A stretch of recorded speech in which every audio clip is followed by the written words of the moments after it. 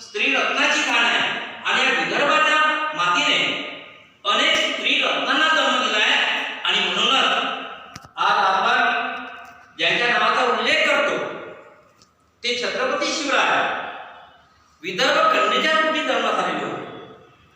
त्याच्यानंतर विदर्भ यासाठी आपण विशेषतः आझादी का अमृत महोत्सवाच्या विषयाने बोलता येईल की श्रीकृष्णाची पत्नी ही ती इथलीच दंडकारण्य प्रदेशातली होती आणि अशा या विदर्भात अनेक स्त्रीरत्नांनी जन्म घेतला. स्त्रीरत्नांनी जन्म घेऊन या ठिकाणी थांबल्याच नाही तर जेव्हा भारत देश पारतंत्र्यात गेला प्रत्येक पुरुष त्या त्या घरातील स्वातंत्र्य आंदोलनात उडी घेतली. परंतु ही उडी घेत असताना जोपर्यंत घरची पाय जात होत नाही तोपर्यंत माणसाचा पाय निघत नाही आणि तेव्हा माणसाला बाहेर जे सुट्टी देण्याचं काम किंवा त्याला मनोबल वाढवण्याचं काम त्या स्त्रियांनी केलं. छोटंसं उदाहरण द्यायला गेलं तर मी खूप विदर्भ बोलणार नाही पण तुमच्या बाजूला आमच्या चिपळूण नावाचं गाव आहे. उमा नदीच्या काठावर चंद्रपूर जिल्ह्यातील चिमूर हे उमा नदीच्या काठावर छोटंसं बसलेलं गाव आहे.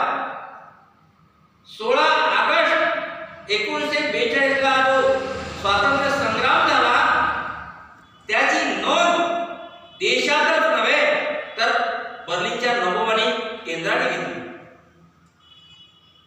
ऑगस्ट महिना होता, नागपंचमीचा दिवस होता, 16 तारीख होती. रिमझिम रिमझिम पाऊस पडत होता. स्वातंत्र्याचं आंदोलन पेटलं होतं. या मातीतील माणसे हे पेटून उठली.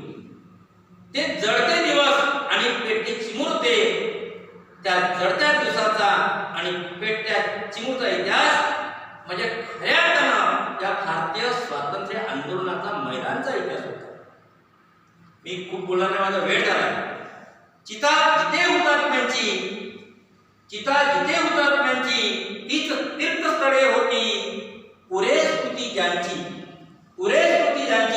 जे देशात बळी होती. या ठिकाणी मी थांबतो. जय हिंद.